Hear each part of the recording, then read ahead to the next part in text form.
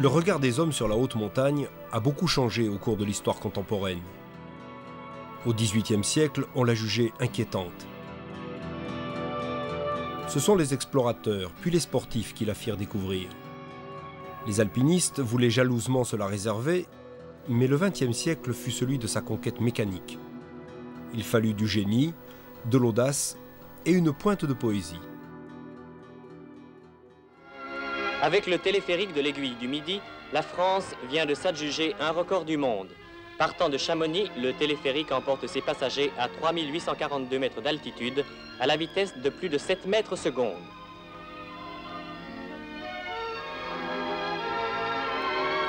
Le dernier tronçon franchi d'une seule portée, 3 km, et par endroits, la benne surplombe 1000 mètres de vide, exploit technique qui est jusqu'ici sans précédent.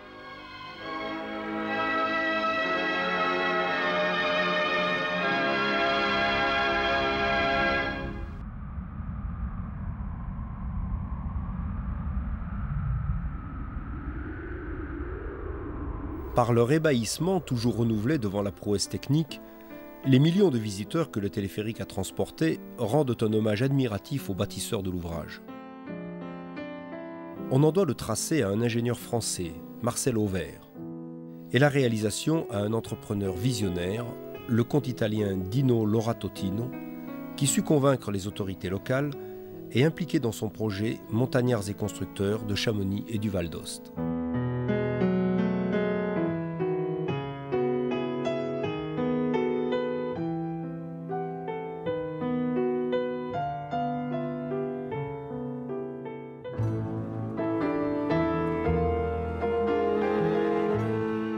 Cette histoire commence par un défi.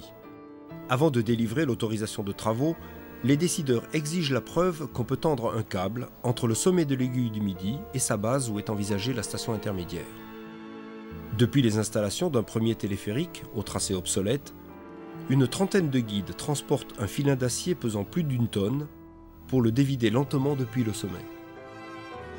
Le 29 juin 1949, évitant séracs et chutes de pierre, 3 guides chamoniards et 3 guides valdôtains tirent ce câble et le décoincent le long des 1200 mètres de dénivelé de la face nord.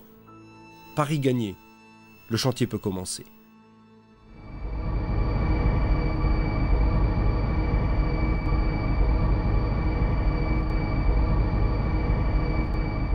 Lorsqu'un tel ouvrage est terminé, ce n'est pas sans émotion qu'on regarde en arrière la fragilité, parfois dérisoire, des moyens qui ont conduit à son achèvement.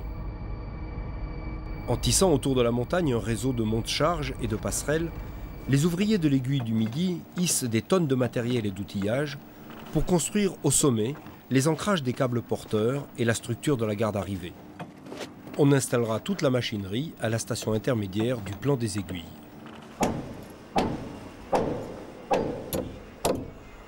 Il faut d'abord prendre pied sur ce promontoire vertigineux, dégager quelques plateformes commodes, multiplier des amarrages toujours plus solides pour des transports toujours plus lourds, creuser des galeries, le tout à une altitude où l'on s'essouffle vite, avec des conditions de vent et de température qui rendaient le travail parfois très pénible.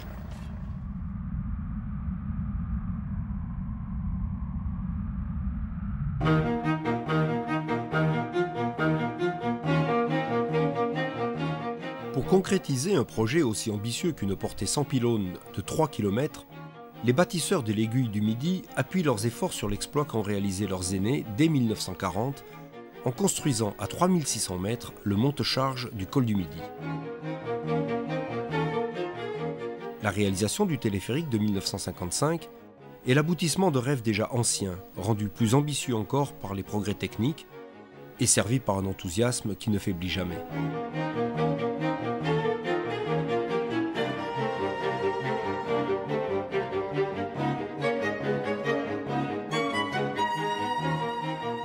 Pendant les mois d'été, 5 années de suite, une équipe franco-italienne se retrouve pour chauffer du béton en brûlant des pneus, creuser du granit et tirer des câbles toujours plus solides et plus lourds.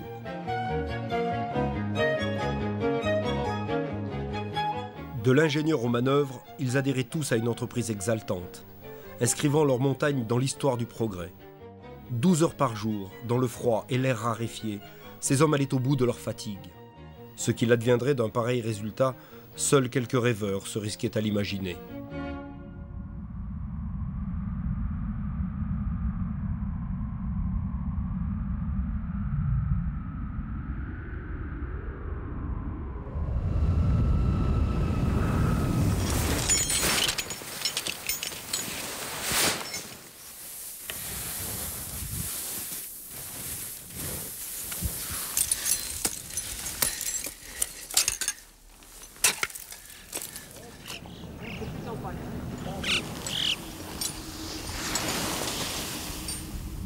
Entre la ville et les neiges éternelles, il faut encore tendre un câble de 40 tonnes.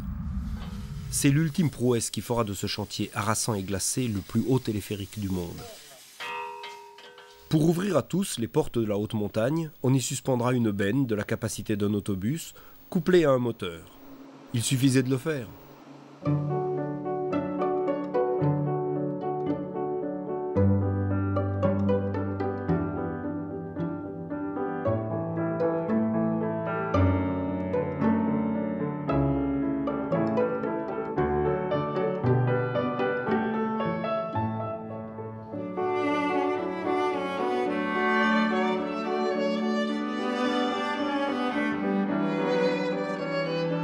Le succès est immédiat, d'une ampleur inespérée. Survoler la forêt, s'élever au-dessus de la ville, tout cela constitue déjà une expérience inédite pour la plupart des visiteurs de l'époque.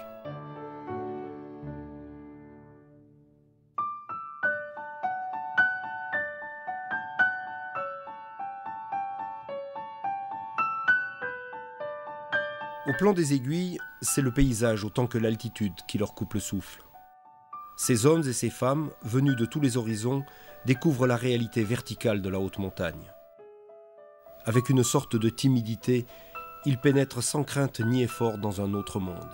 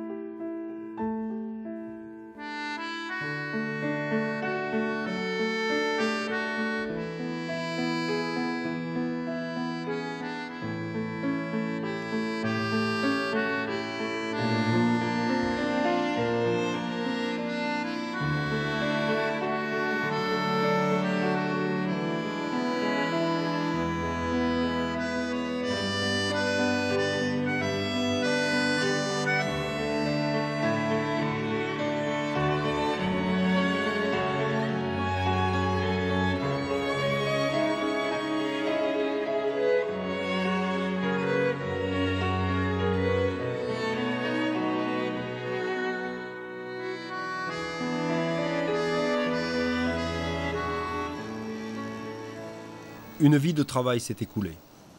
Après 35 ans de service, le téléphérique est fatigué. Pour répondre à une fréquentation croissante et aux nouvelles exigences de confort et de sécurité, il faut augmenter le débit et la capacité d'accueil de la gare Sommitale. Mais il y a un nouveau problème. L'aiguille du Midi est devenue entre-temps le fer de lance de l'économie chamoniarde. La nouvelle génération des araignées du ciel doit s'attaquer aux défis du moment. Travailler tout l'hiver pour modifier la structure et installer dans les plus brefs délais une mécanique d'une nouvelle conception.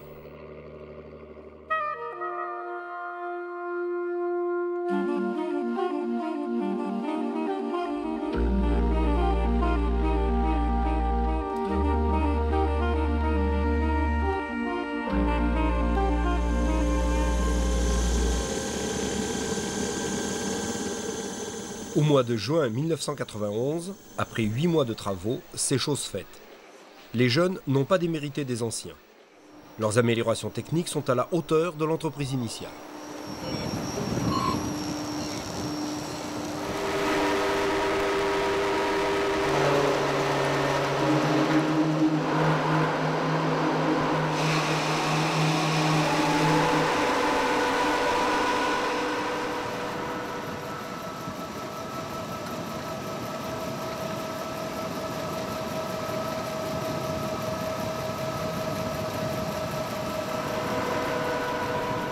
En 50 ans, le téléphérique a transporté 16 millions de visiteurs. Ce record restera dans l'histoire. Il fallait être en avance sur son temps pour rapprocher ainsi le Mont Blanc et les hommes par la magie d'un fil tendu.